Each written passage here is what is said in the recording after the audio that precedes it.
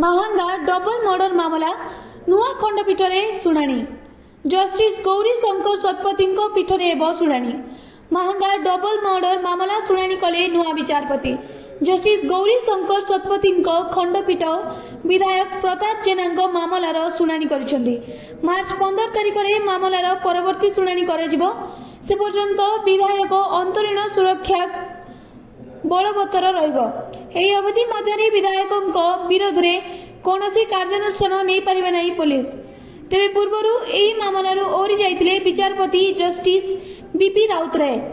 गत 16 तारिख में जस्टिस बीपी राउतराय मामलार ओहरी जिबार एक सप्ताह मध्य अन्य जड़े विचारपति यार शुणाणी करिबार कहितिले कोर्ट।